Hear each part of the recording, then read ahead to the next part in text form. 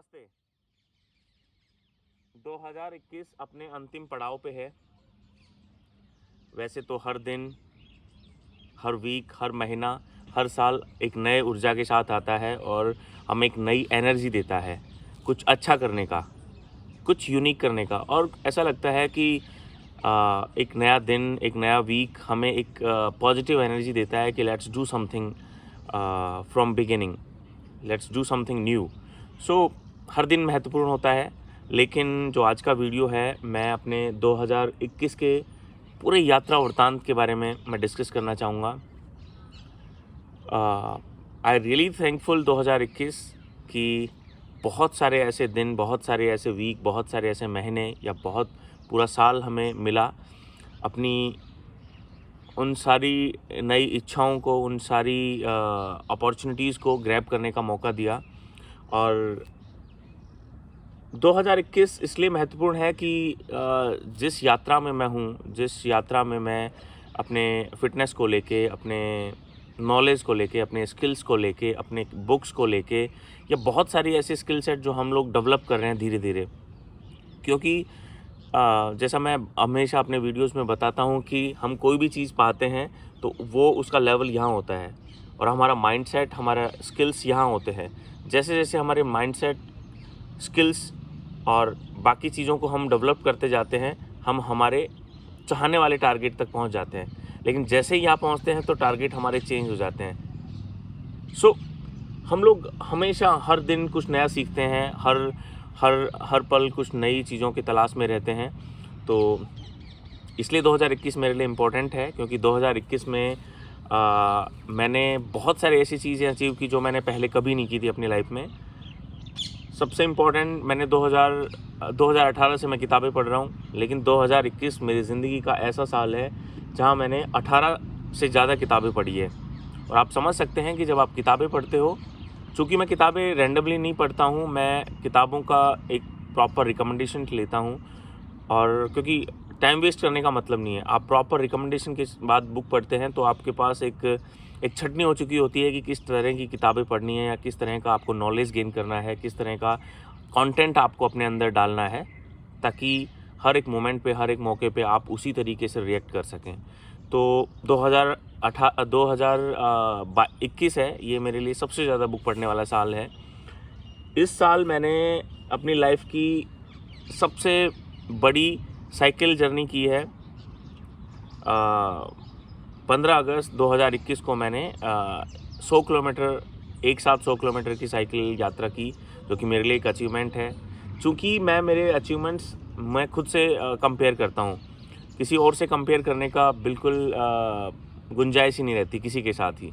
अगर हम अब देखिए, पहली क्लास के बच्चे का अगर 10th क्लास के साथ कंपैरिजन करोगे तो क्या ये जाती नहीं है उस पहले क्लास के बच्चे के लिए? या तो हर बंदा अपने एक जोन में है, हर आदमी अपने एक लेवल पे है। तो हम कंपैरिजन किसी से नहीं कर सकते, क्योंकि आज जो चौथे पायदान पे है, आप पहले से अगर स्टार्ट कर रहे हो तो आप उससे कैसे कंपैरिजन कर सकते हो? नहीं कर सकते हो।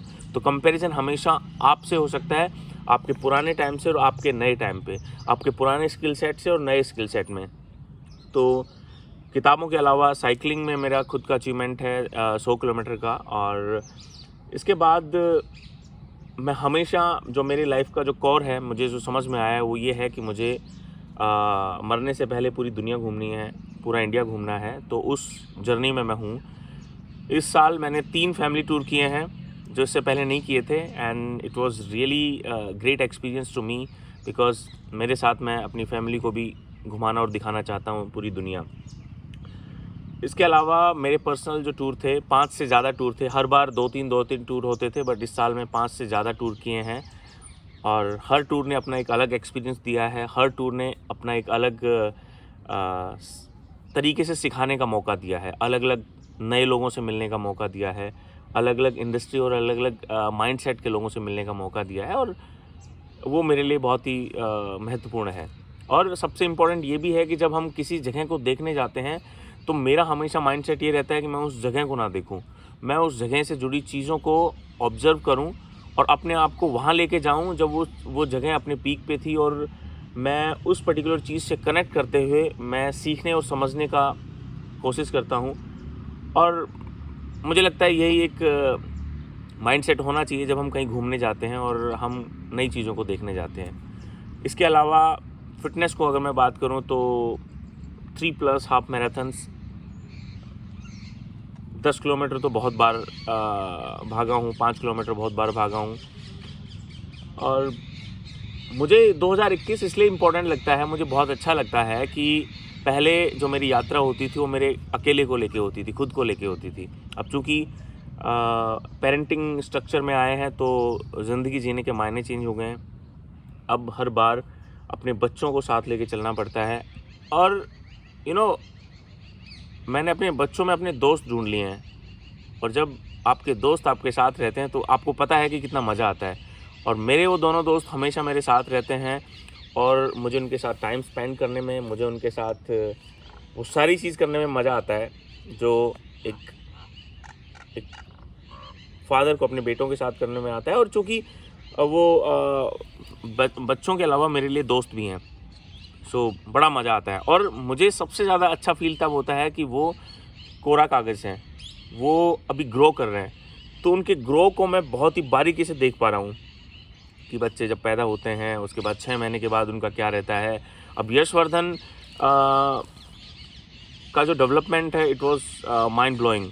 मैंने उनको चेस खेलना सिखाया ताकि उनका माइंड शार्प हो सके। वो बहुत अच्छा चेस खेलता है, कई बार मुझे भी टक्कर दे देता है। मैं बहुत अच्छा प्लेयर नहीं हूँ, लेकिन चूँकि उसके हिसाब से मैं बहुत लंबे टाइम से खेल रहा हूँ तो मैं उनको सिखा पा रहा हूँ। साथ ही में मैं उनके साथ बहुत सारी पेंटिंग्स करता हूँ, क्योंकि जो मुझे उसको जिस तरीके से ग्रो करना है ना, मुझे उनके ओवरऑल डेवलपमेंट के बारे में देखना है। मुझे एक्चुअल में उनके माइंड को डेवलप करना है। तो चेस हो गया, पेंटिंग्स हो गई, और स्पोर्ट्स में तो आप जानते हो कि मैं खुद मेरा जो कोर है वो स्पोर्ट्स ही है, तो मैं उसको क्रिकेट हो गया, फुटबॉल हो गया, बास्केटबॉल हो गया, स्केटिंग हो गया, ये सारी चीज़ें तो डाल ही रहा हूँ। बट धीरे धीरे मैं उसको हर एक वो चीज़ सिखाने की कोशिश कर रहा हूँ जिसमें वो ओवरऑल डेवलपमेंट में रहे। और अच्छी बात यह है कि जब यशवर्धन कुछ भी करता है तो उसको फॉलो ध्रुव भी करता है। तो ध्रुव के लिए ज़्यादा चिंता का विषय नहीं है, क्योंकि यशवर्धन जब किसी चीज़ को करता है तो ध्रुव ऑटोमेटिकली उसे ग्रैब करता जाता है। और सबसे इम्पोर्टेंट ये रहा कि बच्चे आजकल मोबाइल को नहीं छोड़ते हैं।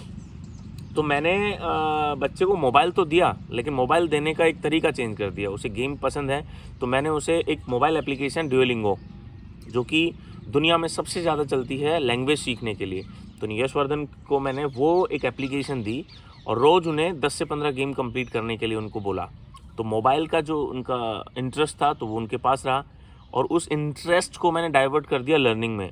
और आज के दिन उन्होंने 1.5 यूनिट कंप्लीट कर ली है इंग्लिश लैंग्वेज में। और वो उनका जो वोकैबुलरी लेवल है, उनका जो लर्निंग स्ट्रक्चर है, वो बहुत ही बहुत ज़्यादा लर्न कर रहे हैं वो।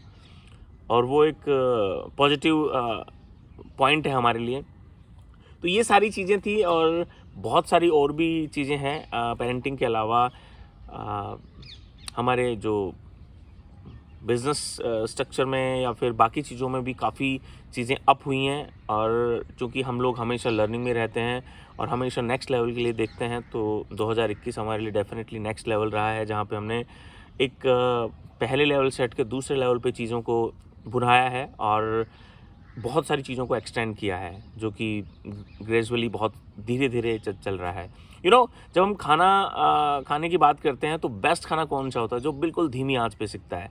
धीमी आंच पे जो खाना सिकता है तो उनके मसाले सारे बहुत प्योरली भुन जाते हैं और खाने में मज़ा आता है। तो ऐसे ही हर एक प्रोसेस को मैं एंजॉय कर रहा हूँ, हर एक जर्नी को मैं एंजॉय कर रहा हूँ।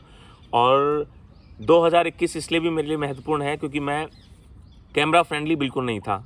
कैमरा फ्रेंडली होने के लिए मैंने बहुत सारे वीडियो बनाए और अपने वीडियो को देख के मैंने बहुत सारी चीज़ें लिखी और उनको मिटाया, वीडियो हटाए। लेकिन धीरे धीरे मैं कैमरे फ्रेंडली हो गया हूँ, अब मुझे कैमरे से डर नहीं लगता।